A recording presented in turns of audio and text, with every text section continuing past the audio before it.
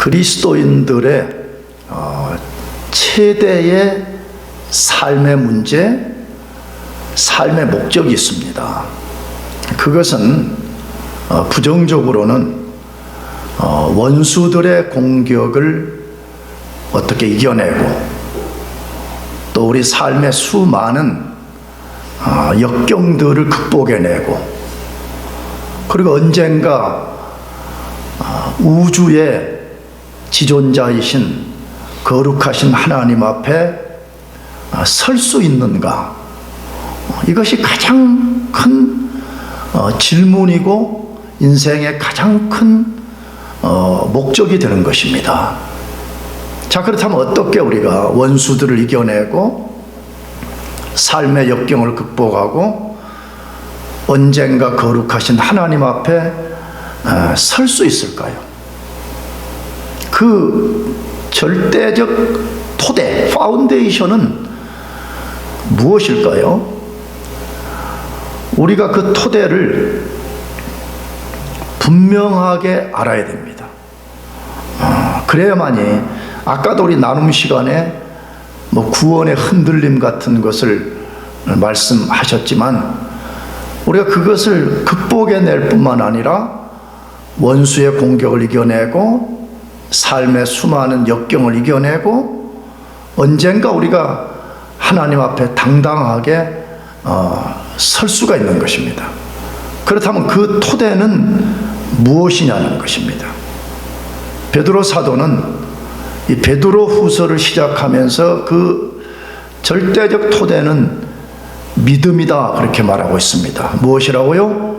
믿음이다. 우리의 믿음이다, 그렇게 말해요. 자, 그런데 베드로 사도가 그냥 단순하게 우리의 믿음이다 그렇게 말하지 않는데 주목해야 된다는 거예요. 그 믿음을 보배로운 믿음이다, 그렇게 소개하고 있습니다. 우리가 가진 이 믿음이 그러한 난제를 극복할 수가 있는데, 우리가 가진 믿음을 보배로운 믿음이다, 그렇게 말하고 있습니다.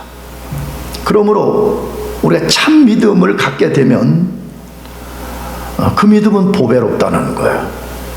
그러면 보배롭다는 말은 무슨 뜻이에요?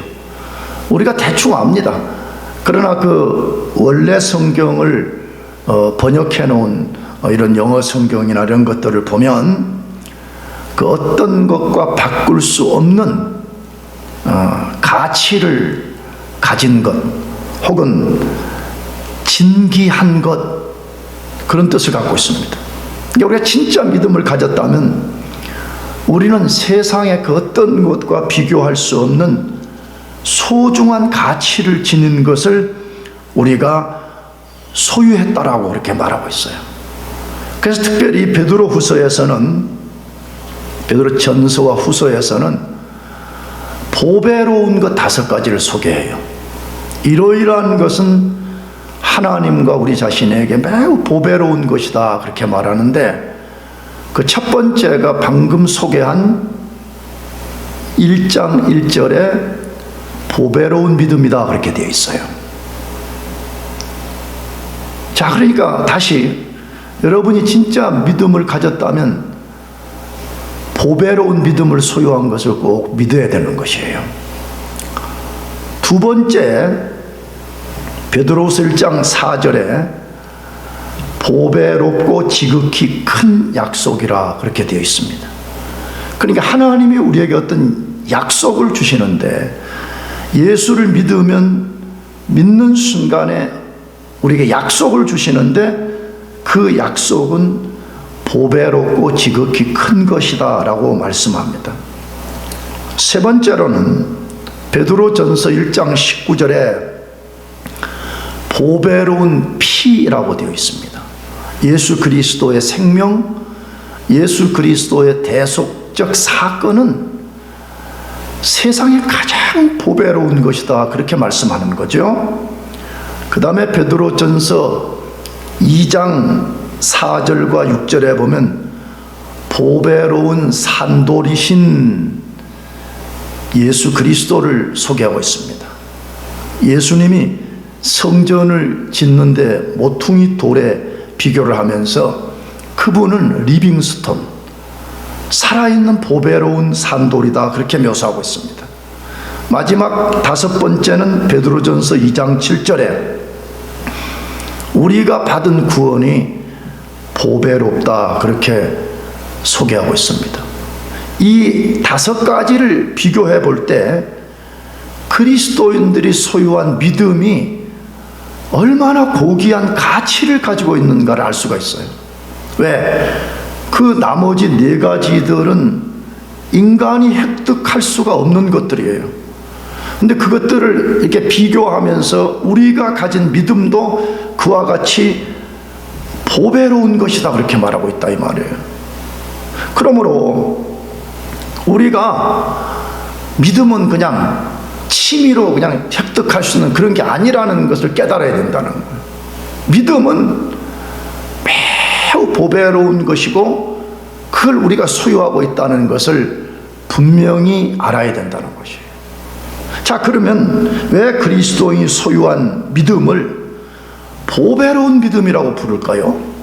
첫 번째로 그리스도인의 원수인 마귀의 속임을 이기는 참 능력이 되기 때문입니다.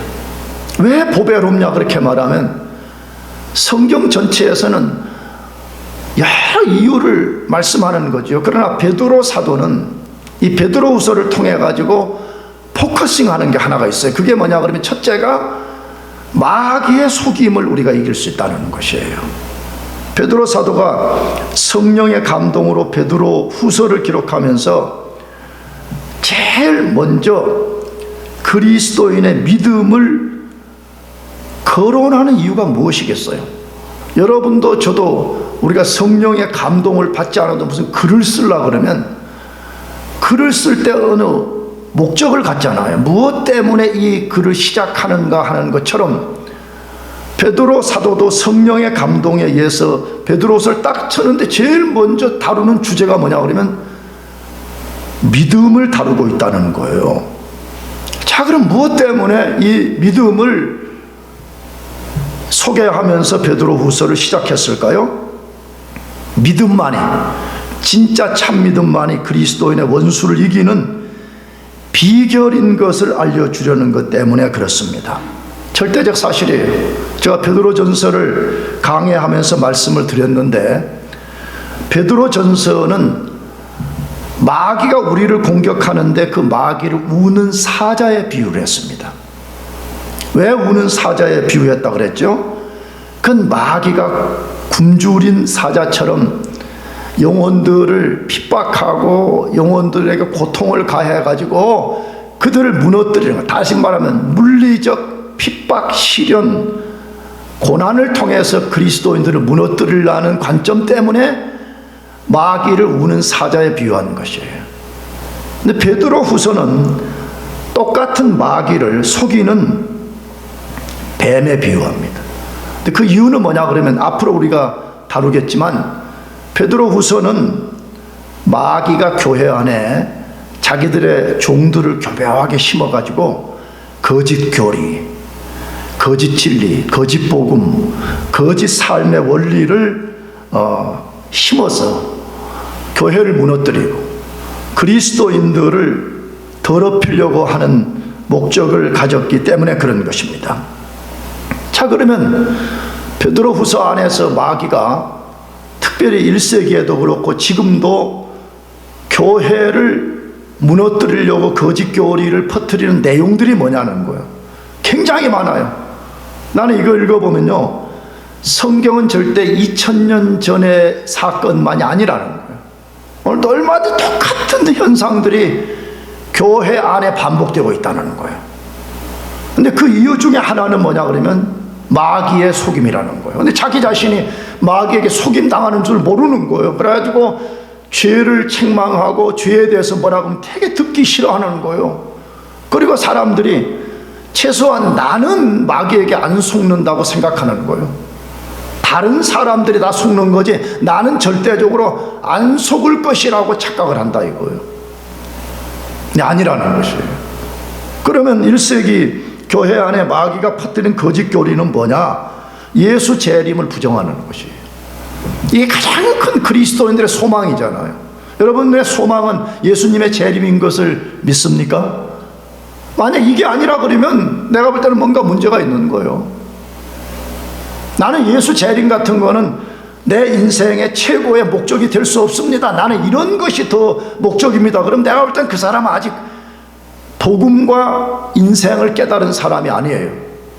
그런데 1세기 교회 안에 첫 번째 거짓 교리를 심은 게 뭐냐 그러면 예수 재림을 부정하게 만든 거예요. 그래 당연히 예수 재림을 부정하게 되니까 동반되는 게 뭐냐 그러면 세상에 심판과 종말은 없다는 거예요. 세상은 자연주의자들이 말하는 것처럼 영원부터 영원까지 이렇게 자연적으로 존재하는 거지 어떻게 만물의 종말이 일어날 수가 있냐, 이렇게 거짓 교리를 심었다 이거예요. 지금도 그래요. 나는 나와 여러분이 제발 에스카톨로지, 종말론, 종말이 있다는 걸 믿기를 바랍니다. 아멘. 그냥 거짓 교사들이 퍼뜨린 것처럼 세상은 영원할 거야, 심각한 문제가 있는 거죠. 왜? 종말 신앙이 안 생기는 거죠. 그런 사람들은 예수 믿는 목적이 뭐냐 그러면 예수를 이용해서 내 목적을 실현하는 것이 돼버린다 이 말이에요. 나가서 그들이 퍼뜨린 거짓 교리는 온갖 부정과 음란과 더러운 정욕을 쫓도록 부추기는 것들이었습니다. 앞으로 우리가 만나겠지만 다시 말하면 그리스도인들이 마땅히 살아내야 될 도덕적 덕을 다 없애버리는 거예요. 아니 예수 믿는 사람이 좀 부정하게 살면 좀 어떠냐는 거예요. 좀 음란하게 살면 어떠냐는 거예요. 그냥 세속적으로 좀 살면 어떠냐는 거예요. 다 그렇게 사는 게 아니냐, 아무 문제가 없는 거야, 다 인간은 그런 거야 라고 하면서 거짓된 교리를 교회 안에 심게 된 것이에요. 베드로 사도가 알려주려는 핵심이 무엇이겠어요? 우리가 참 믿음을 가지고 그것을 바르게 사용한다면 사탄의 물리적 핍박도 이겨낼 수 있을 뿐만 아니라 마귀의 교활한 속임도 얼마든지 분별하며 속임을 당하지 않을 수 있다는 것을 알려주는 것이에요. 어떻게 해서 그것이 가능한 것입니까? 어떻게 진짜 우리가 믿음을 가지면 그 마귀의 교활한 속임, 거짓된 가르침이 우리에게 왔을 때 우리가 다 그걸 분간하고 알아낼 수가 있냐 이 말이에요. 참 믿음 때문에 그래. 왜? 참 믿음은 뭐라고 말해요? 1장 3절에 하나님과 예수님을 아는 것이라 이렇게 되어 있어요. 참 믿음이 뭐요? 그렇게 말하면 하나님과 그의 아들 누구를 아는 것이라고요?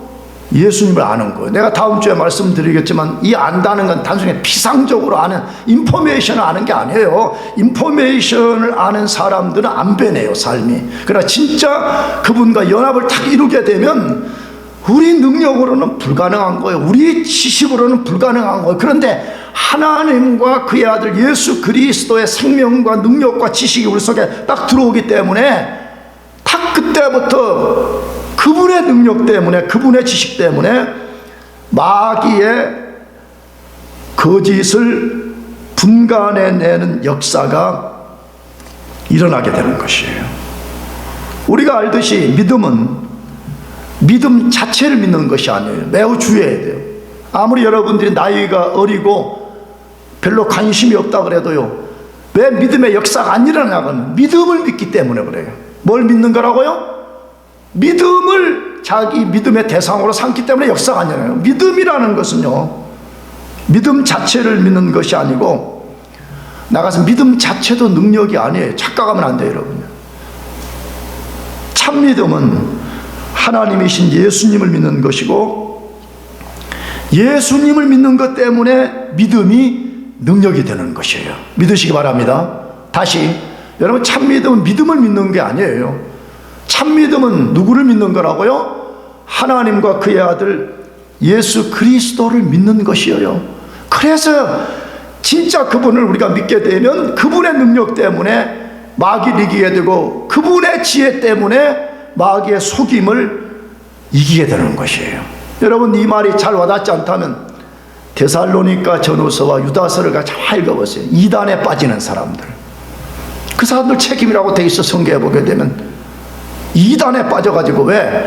성경의 진리를 사랑하지 않아서 그렇게 되었다고 되는 거예요.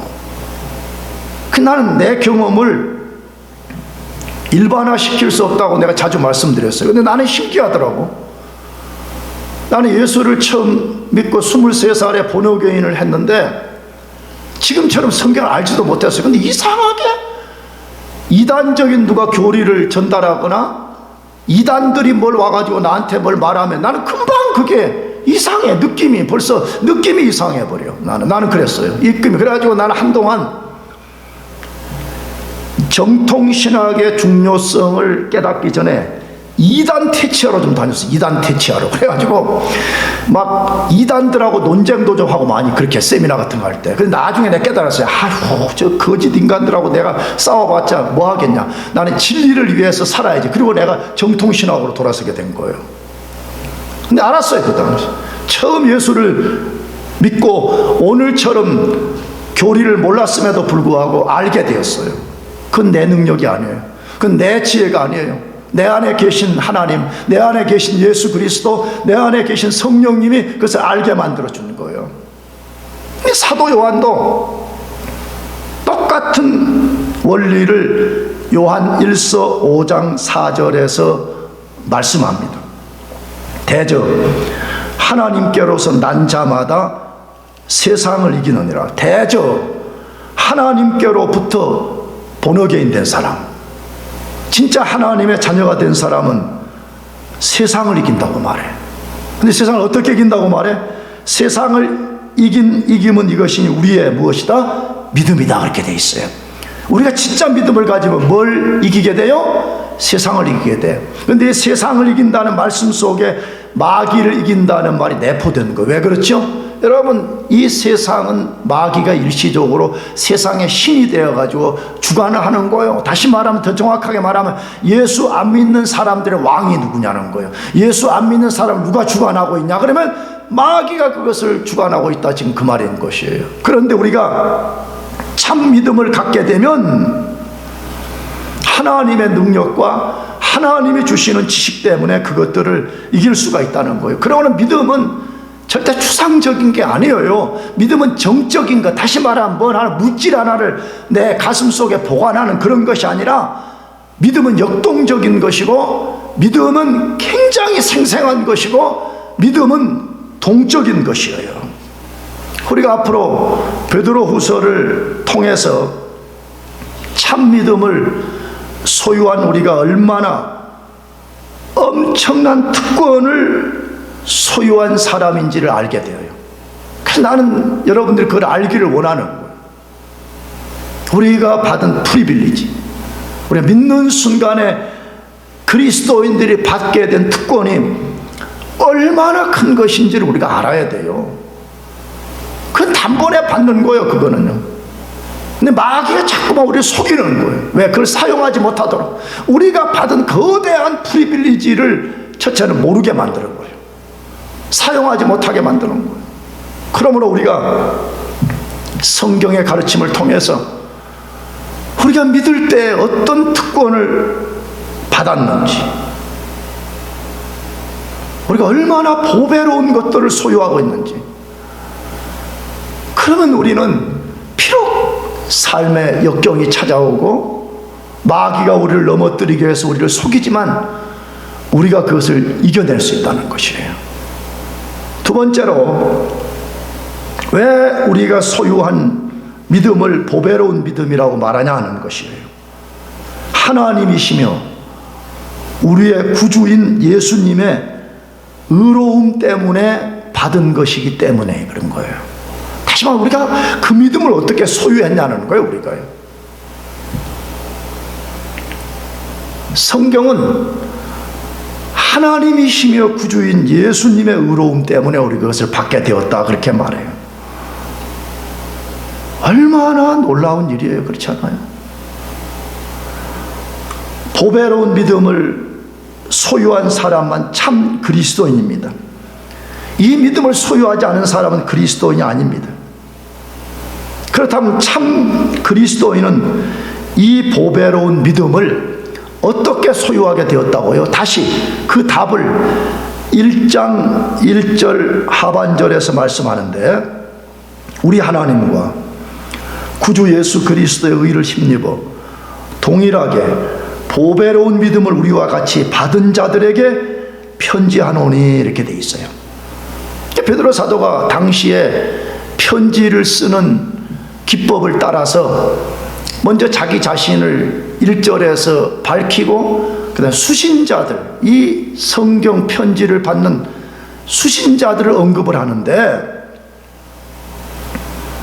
너희들이 그 믿음을 어떻게 소유하게 되었는가를 거기 말한 거지요. 근데 우리가 제일 먼저 알아야 될 사실은 뭐라고요? 이거 우리 스스로 만들어낸 게 아니라고 말해요.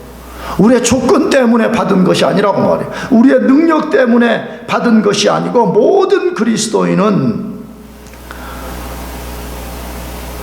믿음을 하나님으로부터 받은 것이라 그렇게 말하고 있어요. 그 본문에 그렇게 썼잖아요. 마지막에 보배로운 믿음을 우리와 같이 받은 자들에게 이렇게 되어 있어요. 믿음은 우리가 만들어내는 게 아니라 우리가 만들어낼 수가 없는 거예요. 믿음은 하나님이 우리에게 주시는 거예요. 그래서 에베소서 2장 8절에 믿음을 선물로 주었다, 이렇게 되어 있어요. 선물은 우리의 공로가 하나도 없는 거예요. 하나님이 그냥 말 그대로 은혜로 우리에게 그걸 주셨다고 말이에요. 사도행전 13장 48절에서는 영생 주시기로 작정된 자들은 다 믿더라, 이렇게 돼 있어요. 하나님이 창세전에 구원하기로 작정한 사람, 우리 말하는 예정한 사람, 선택한 사람, 그 말이죠. 그들은 다 믿더라, 그렇게 돼 있어요. 그러니까 여러분이 만약에 진짜 예수님이 여러분 자신의 구주로 믿어진다, 하나님이 나의 아버지로 믿어진다는 것은 말로 다 표현할 수 없는 하나님의 사랑과 은혜를 입었다는 증거인 거예요. 그래서 상당히 많은 교인들이 구원의 확신에 대해서 혼란이 많아. 혼란이, 내가 볼 때는 혼란이 굉장히 많아. 내가 새 생명 때도 말씀드렸어요. 진짜 우리가 구원을 받아도 때때로 구원의 확신에 대한 의심이 든다 그랬어요, 안 든다 그랬어요? 답해봐요. 들어요, 안 들어요? 드는 거예요, 드는 거. 왜냐? 우리의 불안정성과 마귀의 공격 때문에 그게 찾아오는 거예요. 그때 우리가 어떻게 그것을 탁 막아낼 수 있는가를 에베소서 6장에 하나님의 전신갑주를 통해서 알려준 거잖아요. 그런데 사람들이 이렇게 생각하네요. 진짜 구원을 받으면 구원의 의심이라는 건 단 1초도 안 드는 거라고 생각해요. 그게 거짓말인 거예요. 거짓말인 거예요. 그건. 두 번째로, 어떻게 우리가 구원을 받았는가를 먼저 알아야 돼. 자기 자신 구원을 받았는지도 모르는데 구원의 확신을 가지려고 그러니까 이게 안 만들어지는 거예요. 그래서 맨날 그 구원의 확신이 혼란 가운데 왔다 갔다 한다, 이 말이에요. 자, 근데 다시 정리해 봅시다. 여러분, 믿음은 우리가 만들어내는 거예요, 하나님의 선물이에요? 하나님의 선물인 거예요. 우리가 믿는 것처럼 보여지는 거예요. 왜? 누가 예수를 믿어라, 뭐 복음을 전하면 내가 믿음을 만들어낸 것처럼 보여지니까 내가 믿었다라고 생각하니까 자꾸 이 확신이 안 드는 거예요. 근데 성경은 우리가 믿으려면 하나님이 먼저 역사를 해 주셔야 돼요. 지난주에 구원 서정론 9가지 다루었죠. 여러분, 그때 그 시작을 우리가 했어요, 하나님이 했어요? 답해봐요. 하나님이 하신 거잖아요. 다만 우리가 볼 때 우리가 믿은 것처럼 비춰질 뿐인 거지요. 그러므로 여러분이 진짜 나는 예수님이 나의 구주로 믿어져요, 하나님이 나의 아버지로 믿어져요, 그러면요, 하나님이 여러분 속에 신비한 역사를 일으켰다는 것을 확신해야 돼요. 아멘? 왜 그래요? 내가 자주 말씀드렸어요. 죄로 타락한 우리 스스로는 영적 무능력과 하나님의 반역적 성향 때문에 믿을 수가 없어요. 그것이 로마서 이야기 아니에요? 죄로 타락했다는 말이 무슨 말이에요? 그 중에 하나가 영적 무능력 속에 빠져버렸다는 거예요. 우리 인간은 다른 무슨 뭐 세상적인 것들은 할 수가 있지만 영적인 것은 할 수가 없게 되어버렸어요. 영적 무능력 때문에. 그것만이 문제가 아니에요. 로마서 8장에 보게 되면 우리 인간은 죄로 타락한 이후에 하나님을 향한 적개심을 가지고 있어요. 이 두 가지가 근본적으로 해결이 안 되면 하나님이 안 믿어지는 거예요. 다시 말하면 영적 무능력과 하나님에 대한 적개심이 해결되지 않으면 안 믿어지는 거예요. 그래서 하나님이 성령의 신비한 역사를 통해서 우리를 논리적으로 먼저 중생을 시키는 거예요. 중생시킬 때 우리 속에 영적 무능력이 유능력으로 바뀌게 되고 하나님에 대한 적개심이 우리 속에 사라짐을 통해 가지고 그때부터 하나님이 사랑의 대상으로 비춰지기 시작하는, 그래서 그분을 우리가 믿게 되는 거예요. 할렐루야. 그러므로 여러분들이 진짜 나 예수님 믿어줘요, 나 이제 예수님 믿어요, 나 하나님 믿어줘요, 나 하나님 진짜 내 아버지로 믿어요, 그러면 하나님이 여러분 속에 엄청난 은혜와 엄청난 신비와 엄청난 능력을 쏟아 부어줬다는 것을 믿으시기 바랍니다. 아멘. 그걸 우리가 믿는 거예요. 그것을 자꾸 그런 거 하지 말라 그랬잖아요. 내가요, 나 예전 처음 예수 믿을 때 몰라가지고 그랬던 거죠. 뭐 물리적 음성을 듣는 거, 야 장부하나 너는 구원받았다는 둥, 환상을 본다는 둥, 뭐 이상한 뭐 떨림이 온다는 둥, 뭐 방언을 한다는 둥, 그런 거는 성경이 가르치는 확신의 근거가 절대로 아니에요. 가장 큰 확신의 근거는요, 다시 내 속에 영적 무능력이 사라지는 거예요. 내 속에 하나님에 대한 적개심이 사라져서 하나님이 사랑의 대상으로 나에게 다가오기 시작하는 거예요. 그래서 내가 그분을 사랑하게 되는 거예요. 최고의 증거예요. 아멘. 그보다 더 큰 증거는 이 세상에 존재하지 않아요. 자, 그렇다면 어떻게 우리가 그 믿음을 하나님으로부터 받을 수 있었냐는 거예요. 성경에 뭐라고 되어 있어요? 우리 하나님과 구주 예수 그리스도의 의를 힘입어 받았다, 이렇게 되어 있어요. 자, 주목해야 돼요. 우리 하나님과 구주 예수 그리스도의 의를 힘입어 받은 것이다, 그렇게 되어 있어요. 자, 근데 이 말씀을 살필 때 우리가 주목해야 될 게 뭐냐 그러면 하나님과 구주 예수 그리스도라는 말씀이에요. 우리가 가진 한글 성경, 우리가 지금 읽은 한글 성경은 우리가 어떻게 이 믿음 받았어요 그러면 성부 하나님과 성자 예수님의 어떤 역사로 받은 것으로 이렇게 번역을 했어요. 절대적 사실이에요. 우리가 하나님으로부터 믿음 받는 것, 성부와 성자와 성령의 역사 없이는 우리가 받을 수가 없어요. 그건 절대적 사실이에요. 자, 그런데 원문 성경, 헬라어 원래 성경의 이 말씀의 원래 말은 헬라어 학자들이나 신학자들은 그렇게 번역을 하면 안 되고 하나님이신 구주 예수 그리스도라고 번역을 해야 된다는 거. 나는 이걸 나는 지지하는데, 하나님과 예수 그리스도를 분리시키지 않고 하나님이신 예수 그리스도, 무슨 이해되죠?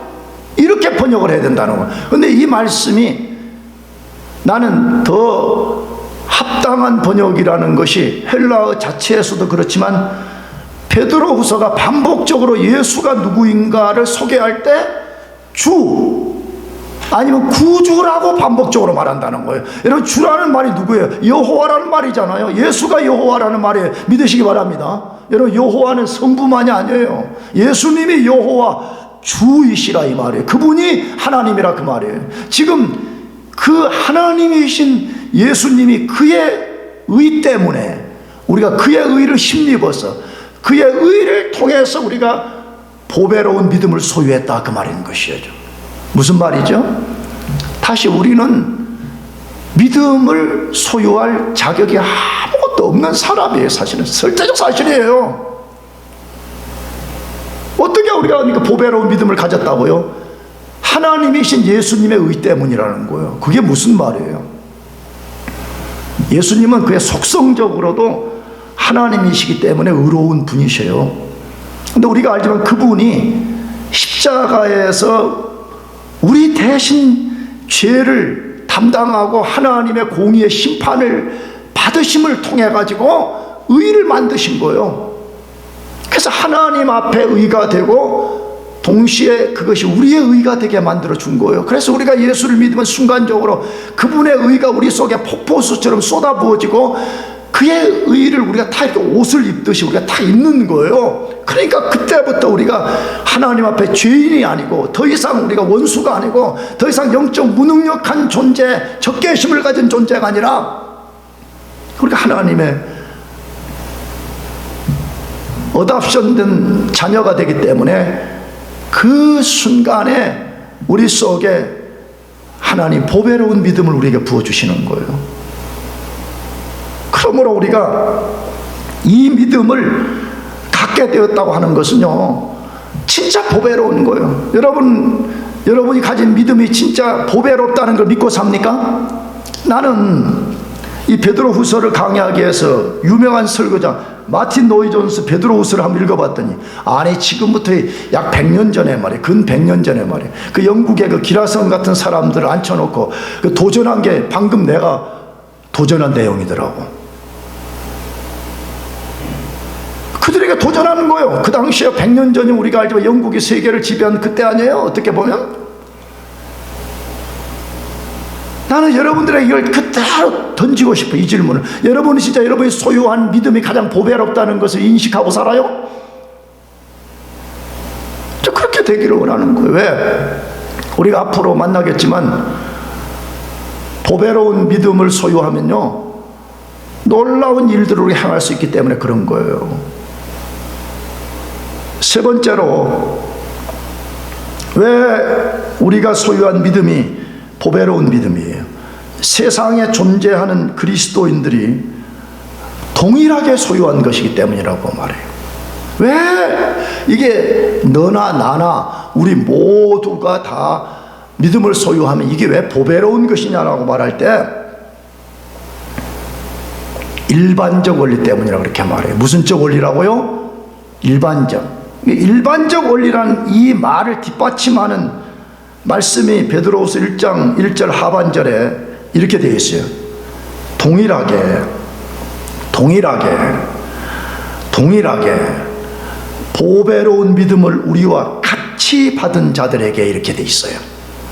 이 말 속에 엄청난 비밀이 들어있는 거죠. 그래서 여러분들 엄청난 비밀이란 말을 좀 깨닫기를 바랍니다. 혹시 내가 설교하면서 항상 어떤 때는 한계에 부딪힌 게 뭐냐고 하면, 목사는 엄청나다고 말하는데 여러분들 앉아 도대체 뭐가 엄청나다고 그러는 거야? 그럴까 봐서 좀 걱정스러워요. 근데 엄청난 이야기를 지금 성경이 하고 있는 거잖아. 왜? 우리가 소유한 각각의 믿음이 어쩌다고 다시요? 동일하게 보배로운 믿음을 우리와 같이 받은 자들에게 라고 말하고 있습니다. 자, 이 말 속에 뭐가 들어있어요? 세상에 존재했던 그리스도인, 현재 존재하는 그리스도인, 앞으로 존재할 모든 그리스도인의 참 믿음은 동일하다는 거예요. 어떤 다른 종류의 믿음을 가질 수가 없다는 거예요. 다른 믿음이라는 것은 존재할 수가 없다. 만약에 다른 종류의 믿음을 가졌다면 그 믿음은 참 믿음이 아니고 거짓 믿음이다. 지금 그것을 말씀하는 거예요. 왜 베드로 사도가 이것을 언급할까요? 베드로후서를 받는 1차 독자들 속에 거짓 교사들이 침투해가지고 거짓 교사들이 거짓된 것을 가르치는 거잖아요. 1세기의 가장 난제는 그거잖아요. 문제는 교회 안에 거짓 교사들이 들어와가지고 예수만 믿어서는 안 된다는 거지. 그렇잖아. 예수만이 유일한 소망이 아니라는 거예요. 여기에 뭔가를 더 플러스하고, 이렇게 할 때만이 너희는 진짜 믿음이 되고, 그 다음에 이렇게 할 때만이 너희는 1등 신자가 되고, 이렇게 하지 않으면 2등 신자가 되고 3등 신자가 된다. 이렇게 이를 만들어내는 것이 이단들의 특성인 거잖아요. 베드로 사도가 말하는 거예요. 우리가 받은 참 믿음은 일반적이라는 거예요. 다시 말하면 모두가 똑같은 원리, 똑같은 방법, 똑같은 것을 소유하고 있다. 그렇게 말씀하고 있는 거예요. 그러므로 만약에 여러분과 저의 믿음의 어떤 내용이 다르다, 우리가 한 가지 믿음이 아니라 동일한 어떤 것을 믿는 것이 아니다, 그러면 심각한 문제가 있다. 지금 그렇게 말하는 거지. 그러니까 참 믿음은 뭐라고요? 다시 다 똑같은 믿음이랑 똑같은 믿음, 똑같은 어떤 것을 우리가 믿는 것이다 그렇게 말하는 거지. 왜 그래요? 당연한 사실 아니에요? 참 믿음은 성부 하나님이 자신의 아들인 예수님을 통하여 선물로 주시는 것이고, 그것을 받은 사람은 참 하나님인 예수님만을 믿고 예수님께만 의지하는 삶을 살고 예수님 말씀에 순종하는 것이기 때문에 그러는 거예요. 다른 믿음이라는 것은 존재할 수가 없어요. 그래서 심지어 베드로 사도가 이걸 강조하는 방식이 뭐예요? 사도 자신이나 1세기 이 베드로후서를 받는 사람들이랑 똑같은 믿음을 가졌다 그렇게 말하는 거지. 여러분 어떻게 보면 이게 굉장한 넌센스기도 해요. 왜냐 그러면 사도들이라는 사람들은 우리가 똑같은 인간들이지만 인류 역사에 그들만이 사도들이었어요. 아멘이죠. 요즘 교회 안에 뭐 거짓되게 무슨 뭐 사도성이고 어쩌고 저쩌고 또 거짓말하는 또 목사들이 있는 것 같아. 내가 보기에는 여러분 사도는 인류 역사에 말가 12명밖에 없는 거예요. 알겠어요? 12명밖에 없는 거예요. 그래서 그들은 사도가 되려면 우리가 뭐 몇 가지 조건이 있단 말이에요. 근데 그 중에 한 가지만 말하면 죽은 자를 살려낸 사람들이에요. 그렇잖아요. 그러니까 얼마나 어떻게 보면 우리와는 격이 다른 사람들이야. 그런데 베드로 사도가 지금 말하기를, 미안해요, 내가 보기에는 인간적 관점은 사도들의 관점인데 이 베드로후서를 받는 1세기 성도들과 비교하면 1세기 성도들은 허접하기 짝이 없는지 몰라. 그렇잖아. 그런데 베드로 사도가 말하는 게 내가 가진 믿음이랑 너희가 가진 믿음이랑 같대요 다르대요? 같다라고 지금 말하는 거예요. 근데 그걸 뭐라고 표현했어요? 다시 동일하게 보배로운 믿음을 우리와 같이 받은 자들에게 그렇게 말하고 있는 거예요. 이게 사도들이든 뭐든 믿음은 똑같은 내용을 믿는 것이고 똑같은 믿음이라 지금 그렇게 말하는 것이죠. 그런데 우리가 사도들과 전혀 다르지 않은 똑같은 믿음을 소유하고 있다는 거예요. 그러니 이게 얼마나 놀라운 이야기예요. 놀라운 이야기예요. 그런데 자기가 받은 믿음이 얼마나 소중하고 보배로운지도 모르고 그것을 무가치하게 여기고 그것을 아무렇게나 다룬다 그러면 말이 되겠어요? 최소한 우리가 가진 믿음은 사도들이 가진 믿음과 똑같은 믿음이라고 성경이 우리들에게 말씀하고 있다는 것이에요. 다시 그것은요, 2000년 전에도 현재도 2000년 후에도 똑같은 원리라고 말해. 유다서를 기록한 유다서 3절 상반절에 똑같은 원리를 말해요. 왜 그렇겠어요? 하나님이 말씀하는 거기 때문에 그런 거죠. 사랑하는 자들아, 내가 우리의 일반으로 얻은 구원을, 뭘로 얻은 구원을? 일반으로 얻은 구원을 들어 너희에게 편지하려는 뜻이 간절하던 차에 성도들에게 단번에 주신 믿음의 도를 위하여 라고 말씀합니다. 이 말이 굉장히 중요해. 우리의 일반으로 얻은 구원, 여러분 이 말은 뭐예요? 다 똑같다는 구원 얻는 방식이. 2000년 전의 사람들이나 지금이나 2000년 후의 사람들이나 구원받는 방식은 다르대 같대요? 답해봐요. 똑같다는 거예요. 다른 방식이라는 건 존재할 수가 없다. 다른 어떤 것을 믿어가지고 받는 방식이라는 것은 존재할 수 없다. 만약 다른 것을 말한다, 이단인 거예요. 다른 것을 해가지고 1등 신자 2등 신자를 만든다, 그건 다 거짓말이라 이거예요. 심지어는 뭐라고 말씀했어요? 단번에 주신 믿음의 도라 그렇게 말해요. 몇 번에 주신 거요? 단번에 주신 믿음이야. 누구든지 그러니까 하나님의 은혜를 입고 예수 그리스도 자신의 구주로 믿으면 그 순간에 단번에 똑같은 믿음의 내용, 믿음의 특성을 소유하게 된다는 거예요. 그러니까 얼마나 우리가 좋은 거예요 이게. 다만 우리가 똑같은 믿음에 차이가 나 있어요. 그 차이는 뭐죠? 어떤 사람은 큰 믿음을 갖는 거예요. 성경 용어로 하게 하면 산을 옮길 만한 믿음의 역사를 만들어 큰 믿음을 내가 소유하게 되겠다. 그런 어떤 사람은 믿음을 소유하기는 하지만 너무 믿음이 작아가지고 역사를 못 이기는, 그러잖아요. 이 차이만 있을 뿐이지 우리가 진짜 구원받고 진짜 믿음을 소유했다 그러면 우리는 사도들과 똑같은 믿음을 가진 것이다 그렇게 말하는 것이에요. 그래서 베드로 사도는 베드로후서를 써가면서 제일 첫 번째 우리가 소유한 믿음이 보배로운 믿음이라 그렇게 말하는 거예요. 사랑하는 교회 여러분들, 여러분과 저가 무엇이 간데 하나님이 우리에게 보배로운 믿음을 주셨냐는 거예요. 그러므로 여러분이 받은 이 보배로운 믿음을 합당하게 사용하시기 바랍니다. 정말 그것을 주의 영광을 위해서 써요.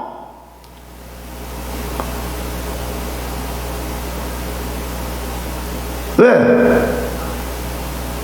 우리 가은이 용어를 좀 빌리면, 가은이는 그 개미 같은, 나한테 그래도 개미 같은. 그게 맞아요, 사실은. 그래서 내가 그걸 좀 바꿔줄까 하다가 사실 성경 이사야서 우리 벌레 같다 그래 돼 있어요. 벌레. 혹은 지렁이 같다 그렇게 돼 있어요. 이 가은이가 안 읽어본 거야. 그거 거기 보면 지렁이하고 그게 나와 있단 말이야. 그 가은이 용어라면, 아, 우리 개미 같은 우리 인생들에게 어떻게 하나님이 이 보배로운 믿음을 주셨는가, 이걸 생각하면요, 우리가 아무렇게 살 수가 없는 거예요. 우리가 받은 보배로운 믿음을 갖고 그냥 무가치하게 이것을 돼지가 진주를 발로 밟아버리듯이 그렇게 할 수 없는 거 아니겠습니까? 그러므로 여러분들이 받은 믿음은 보배로운 것임을 단 한순간도 의심하지 말고 그 보배로운 믿음을 가지고 하나님의 영광을 위해서 사시기를 축복합니다. 기도하겠습니다.